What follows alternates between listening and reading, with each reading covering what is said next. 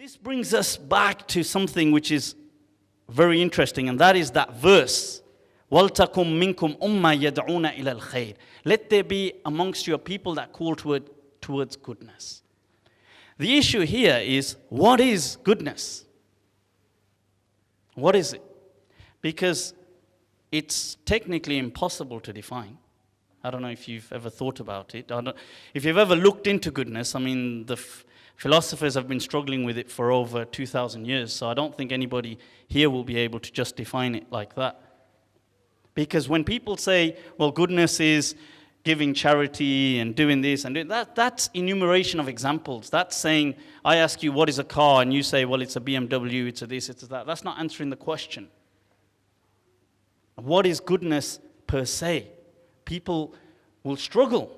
You can't answer what is goodness. I mean, Socrates has dealt with this profoundly in his dialogues as collected by Plato. You'll see. So one way that Muslims have answered this, that goodness is that which Allah has commanded.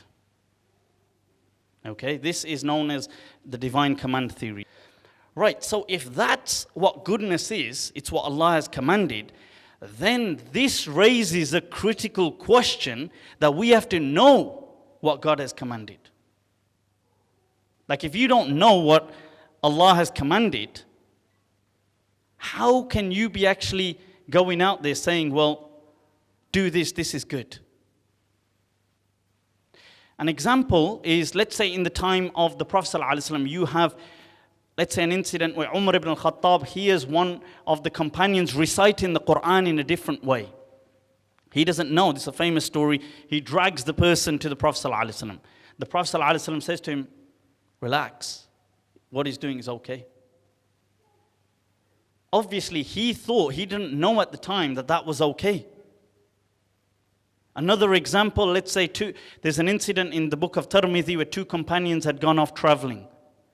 One of them was injured quite severely that he asked the other person, I need to do ghusl, what should I do? And he said, yeah, do ghusl. And from it, he developed a serious infection which killed him. And when they got back to the Prophet ﷺ, the Prophet told this person off. He said, why did you tell him to do that for? And he said, well, I don't know. He said, well, if you don't know, you should ask.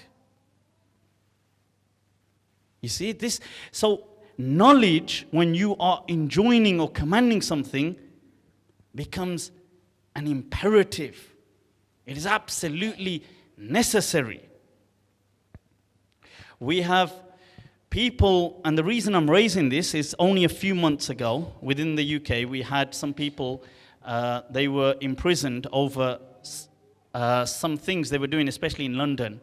They were known as the Muslim Patrol. You've probably heard of them. They were going around enjoining the good and forbidding the evil on the streets. They were doing this. So they've been in prison now. But the thing is, they were thinking this, they are يَدْعُونَ إِلَى الْخَيْرِ. What they were doing had no place within Islam. But they didn't have knowledge of what they didn't know. They thought what they're doing is absolutely accurate. But was it? Was this accurate? Telling people, right, okay, you better leave that alcohol alone. You two walking down the road, let's say that there was an incident of a non-Muslim man and a woman. Don't hold hands, let go of each other's hands and do this and do that. This is a Muslim area, so on and so forth. Let's take a look at some of the traditional examples. There is a fatwa from Imam Malik, the Imam of Dar al-Hijrah, transmitted in the book Al-Mudawwana, and some of you are probably familiar with this book. In there, Imam Malik is being asked about the Masail of Talaq in this one particular section. And where did Imam Malik live? Where did he live? He lived in Medina. He is being asked that there are people in Medina who are non-Muslims, obviously, people of Dhimma, and this is how they get married and so on, and is that okay? And Imam Malik is saying, well, their marriages are up to them and so on and so forth. What's interesting is he is then asked a question. the person asks him that, what about, he says, if they are marrying incestuously, that they are marrying their mothers and their sisters. This is Imam Malik in the time of the Salaf in Medina. So Imam Malik says, لا يعرض لهم. He said that we don't get involved. And the person says, this is in the Mudawwana, by the way. And so the person says, yeah, but they're doing this. I mean, shouldn't we kind of deal with this matter from our courts? Imam Malik says that if they come to us, then fine. He says, وَلَا أُحِبْ. He says, I don't like that we should get involved in their matters. And the person said, even if they're doing that, he said, if they see that as their way of life, he said, فَلَا يُعَرَّضُ لَهُمْ. Then Sahnun transmits from Imam Malik's teacher, Rabi'a, who says that إِنَّهُمْ قَدْ أُقِرُّوا, that these people, he's saying, you think that's bad. He says, وَإِنَّهُمْ قَدْ أُقِرُّوا عَلَىٰ أَكْبَرِ مِنْ ذَلِكَ. He says, Islam has tolerated for them much greater than that. وَهُوَ الشِّرْكُ بِاللَّهِ. He says, that is that they commit shirk with Allah, we tolerate it. That the fact that they have this action, he says, min nikahil akhwati wal ummahat, the fact that they marry their mother or their sister, much greater than that has Islam tolerated. This was in the city. Where is this being asked? In Madinatul Rasul. Imam Malik, does he have the power to implement it? Yes, he does. Is this not a great opportunity to stamp down? Yes, it is. Could he not say, أخرجوا الكفار من جزيرة العرب? He could. Does he? No. Was he a legend? Unquestionably. These things, they make us think. Once again, the hadith, when the good becomes evil and the evil becomes good, maybe it's talking about what our understandings are. That we actually believe we're doing something good. But we're actually doing something which is wrong. It's quite on the contrary.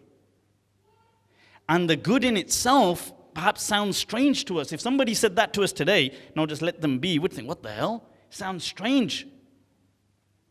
But that's what the hadith said, that Bada al-Islamu ghariban, that Islam began strange and it will return to that stage. Do not be kind of beguiled or do not kind of be misled by emotions when people say these type of things. This is a responsibility for us to learn. Allah tells the messenger, وَلَوْ كُنْتَ فَضًّا غَلِيظَ الْقَلْبِ. If you were harsh, they would have disappeared from around you. The poet, he says, دَعَنْكَ اللَّوْمَ فَإِنَّ اللَّوْمَ إِغْرَاءٌ. He says, stop all this blaming and doing all of these things.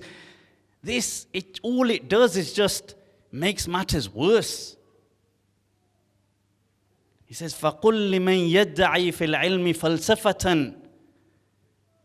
Tell somebody who claims to know what they're doing, that they've got this knowledge.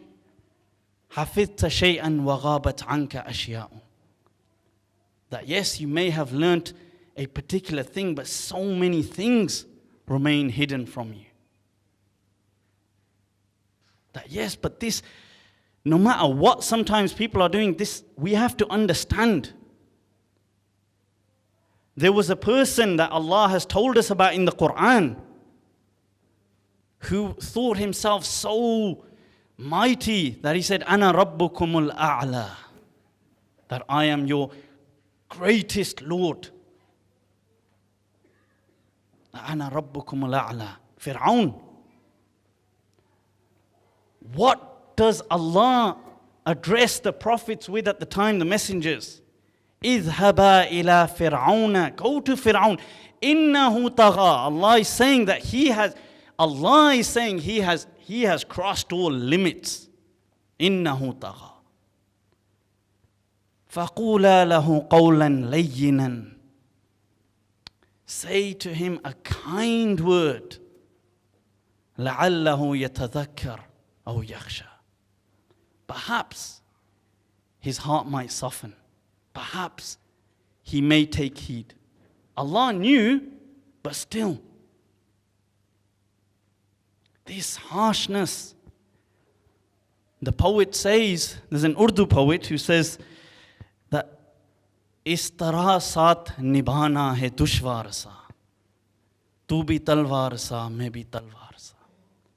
That to do things like this, if you're just going to be as harsh like a sword and I'm like a sword, things just will not work.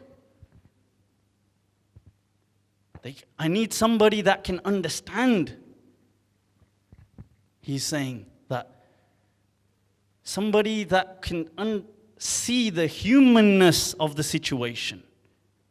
मैं फरिश्तों के सोहबत के लायक नहीं, हम सफर कोई चाहिए गुनाहगार सा. That I'm not worthy of the company of angels, but I need somebody that can understand the humanness and the concept of sinning. And this is where the Prophet ﷺ teaches us that kullu bani Adam khata', that all of the children of Adam are sinful. Wa khayrul khatta'in at-tawwabun. And it's interesting that the word that is used is khata' and not mukhti. In Arabic, akhta'a means to make a mistake without intention. But khata'a is with intention, qasdan. And the Prophet didn't say khati, he said khata', excessively. That this is what the nature of insan is. But they will turn back. But how do you do it? First of all, those things, you have to have the knowledge. يَدْعُونَ إِلَى الْخَيْرِ.